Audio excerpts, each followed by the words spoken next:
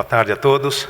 Em primeiro lugar, gostaria de agradecer e fico muito feliz de ver esse anfiteatro com muitas pessoas. Foi um sucesso muito grande esse curso ASDA, SOBED. Então vamos lá. Coube a mim falar sobre a papilectomia endoscópica. Será que a colocação de prótese plástica é importante ou não? Eu não tenho nenhum conflito de interesse e vamos começar com um caso.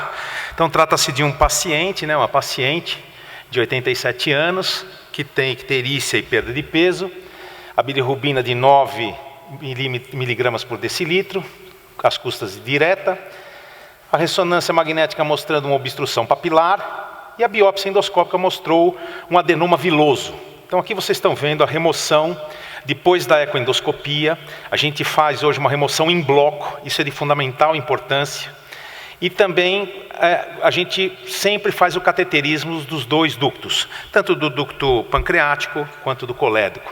E vocês podem ver que a gente está ali próximo ao tecido pancreático. No caso clínico 2, trata-se de uma paciente, de um homem totalmente diferente, 52 anos, assintomático, e que no exame de check-up, numa endoscopia, ele mostrou um tumor da papila. E a biópsia veio um tumor adenomatoso, que vocês estão vendo ali na ecoendoscopia. Foi submetida uma ecoendoscopia que mostrou uma lesão de 1,2 centímetros, o colédoco de 0,45 e o diâmetro do ducto pancreático de 0,27. E a gente fez uma ressecção ampla também. A gente não usa corante, não usa injeção, faz uma ressecção simples. E aí vocês estão vendo. A classificação da ecoendoscopia foi UT1-NX-MX. Então, para esses dois casos, vocês acham importante a realização da colocação da prótese, ou a inserção da prótese plástica no ducto pancreático para evitar pancreatite aguda? Então vamos lá, vamos estudar um pouco a respeito disso. A neoplasia da papila ela é extremamente rara, mas frequentemente ela é maligna. O prognóstico é muito melhor quando comparado com todas as outras malignidades, com todas as outras neoplasias do trato digestivo. E o mais importante de tudo é que geralmente a gente detecta essas lesões num estadio pequeno, ou seja, elas são pequenas lesões.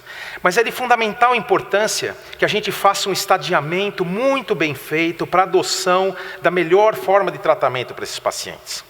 Quando se fala da etiologia, todos sabem que ela está relacionada a algumas síndromes, como por exemplo a polipose múltipla familiar. Mas quando você avalia histologicamente essas lesões, você encontra os adenomas túbulo-vilosos, os adenomas vilosos, você pode encontrar hemangiomas, leiomiomas, leiomiofibromas, lipomas, linfangiomas, e como está exemplificado nessa fotografia, gentilmente cedida pelo professor Zé Flávio, a gente tem aqui um tumor neuroendócrino da papila duodenal. Como opções de tratamento, a gente sabe que existe o procedimento cirúrgico. Há algum tempo atrás se fazia a ablação endoscópica e mais ultimamente a gente tem feito uma terapia, que é a papilectomia endoscópica. Mas a melhor forma de tratamento, sempre há discussão entre o cirurgião e o clínico da melhor forma de tratamento. Eu vou fazer uma GDP num paciente que tem uma lesão muito pequena, com uma taxa de mortalidade que está em torno de 1 a 2%, ou eu faço simplesmente uma duodenostomia, faço uma ressecção da papila por cirurgia. Então sempre, inclusive agora, há muito pouco tempo, nós tivemos um caso que foi submetido a um procedimento cirúrgico e que teve como complicação uma ressecção inadequada, mesmo cirurgicamente, e também um procedimento e também sangramento. Então essa não é a melhor opção, ou seja, a opção cirúrgica. Quando a gente fala da terapia endoscópica, a gente tem que lembrar que o primeiro trabalho que mostrou a respeito da ressecção com alça de polipectomia foi de 1993, de Bean Miller. Mas ainda hoje existe um pequeno número de reportes na literatura que falam e que avaliam exatamente esse tipo de procedimento. A gente tem que, quando falar da papilectomia endoscópica, a gente tem que avaliar as complicações que ela pode dar. Então, quais são as complicações? Ela tem uma morbidade que está em torno de 9,7% a 20% nos trabalhos da literatura. Ela tem a ocorrência de pancreatite aguda, está em torno de 10%. E o sangramento está em torno de 18%. Nós podemos ter perfuração, como vocês estão vendo nessa tomografia computadorizada, onde o paciente tem ali ar no retropneu peritônio, mostrando que foi uma perfuração de um procedimento, é uma complicação extremamente grave. Felizmente esse paciente não é da nossa casuística.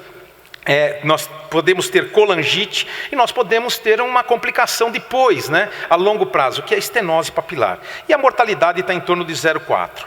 Mas o grande problema aqui é o seguinte, a pancreatite aguda severa pode matar o paciente. E será que é necessário a gente colocar preventivamente em todos os pacientes, mesmo naqueles que a gente não consegue fazer a cateterização, a colocação da prótese? Então vamos lá. Quando a gente fala das técnicas de ressecção, a gente sabe que a mais usada é única e exclusivamente com uma alça de polipectomia.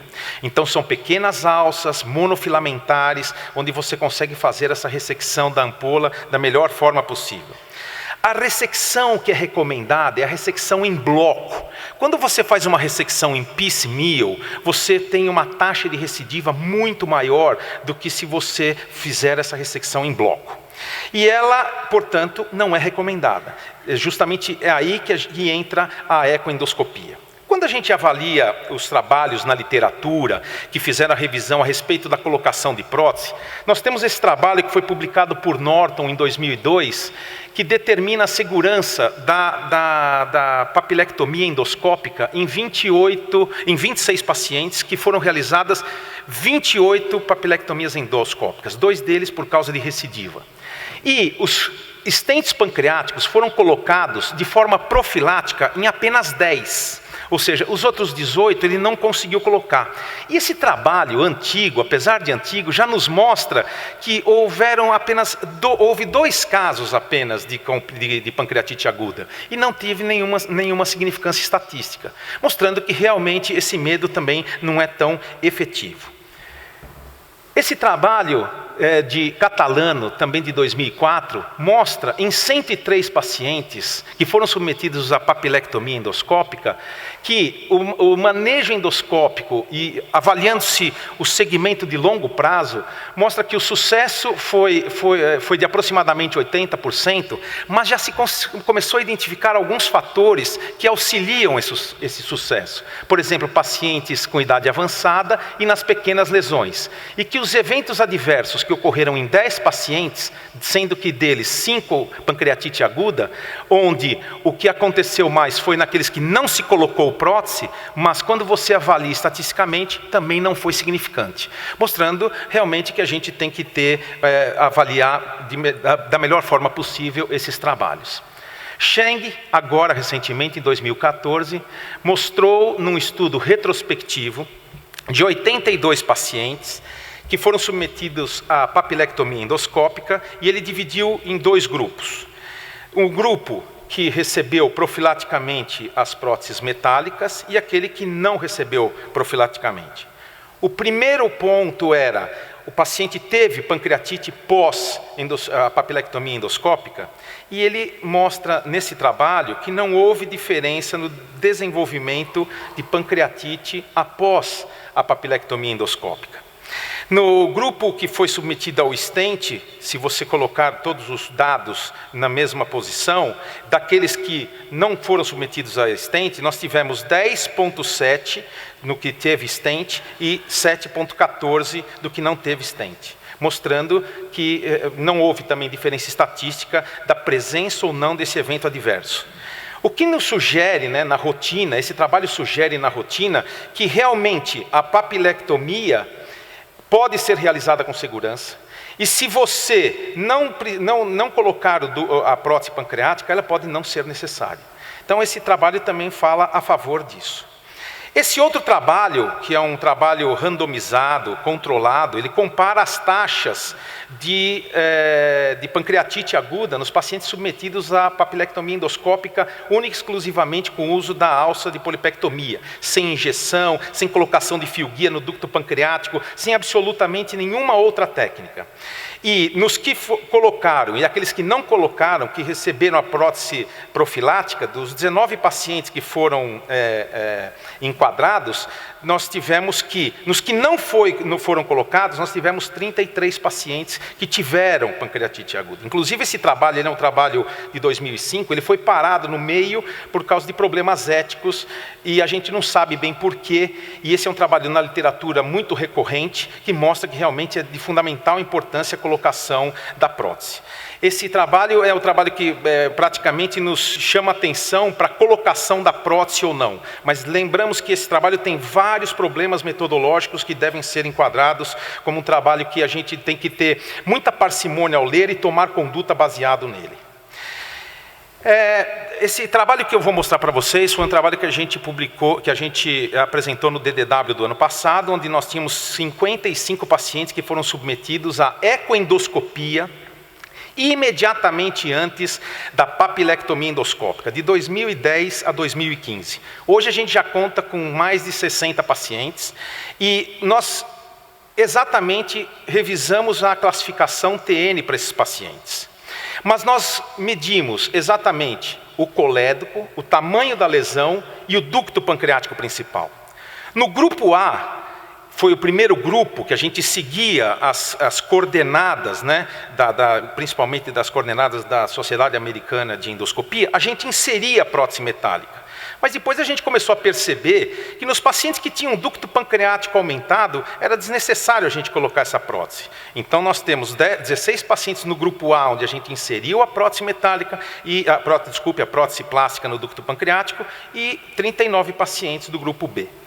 Como vocês podem ver na tabela abaixo, não há nenhuma diferença estatística entre os dois grupos do tamanho da lesão e do ducto pancreático e do colédoco em relação ao seu diâmetro. Por outro lado, se vocês observarem a tabela abaixo, existe uma diferença estatística do grupo A, que a gente colocou a prótese, ou seja, a gente tinha um ducto menor, ou seja, o ducto era bem menor de calibre em relação ao ducto pancreático principal do grupo B, que a gente não colocou a prótese. E a gente vê uma nítida diferença estatística em relação à presença de pancreatite, ou seja, nós tivemos um valor significativamente sensível para os pacientes que a gente não colocou a prótese. Então, se a gente avaliar novamente o caso 1, né, foi aquele caso que eu mostrei para os senhores, a gente vai ver o seguinte, que o diagnóstico final desse paciente foi um adenocarcinoma bem diferenciado, ele tinha um ducto pancreático bem alargado, ou seja, foi facilmente cateterizável, não houve a necessidade de colocar a prótese, e esse paciente não desenvolveu qualquer tipo de pancreatite, não teve absolutamente nada. Vejam que é uma lesão grande, uma lesão abaulada, que realmente foi de fácil ressecção, sem maiores problemas. Sempre lembrar que atrás dessa ressecção, vocês podem fazer uma ressecção ampliada, porque atrás dessa região você tem o pâncreas, ou seja, ele está praticamente acolado ao pâncreas. É muito difícil você ter uma perfuração nesses casos. Normalmente a perfuração do adenal, quando você faz papilectomia, é uma perfuração do tipo 1 e não uma perfuração do tipo 2. E no segundo caso, que vocês estão vendo aqui, um paciente que tem uma lesão totalmente diferente, uma lesão bem pequena, né?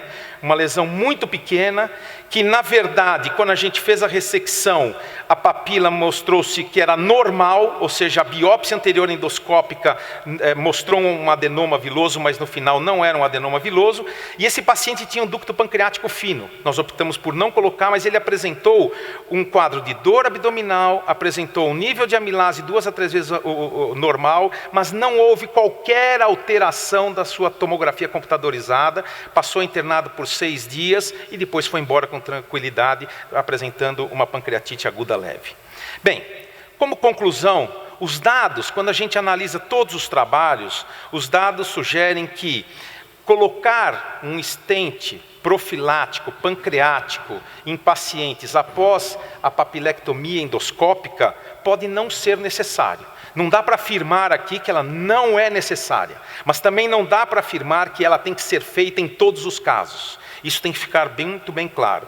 E é óbvio que nós necessitamos de estudos prospectivos, de larga escala, para identificar, isso é de fundamental importância, quais são os subgrupos de pacientes que podem se beneficiar. Talvez a gente pode inferir do que a gente tem visto do nosso trabalho, que um ducto pancreático principal, quando você vê a ecoendoscopia maior do que 0,45, medido pela ecoendoscopia, seja um bom prognóstico, seja um fator prognóstico muito bom para que você não coloque a prótese plástica nesses pacientes. Muito obrigado. Era isso que eu queria apresentar.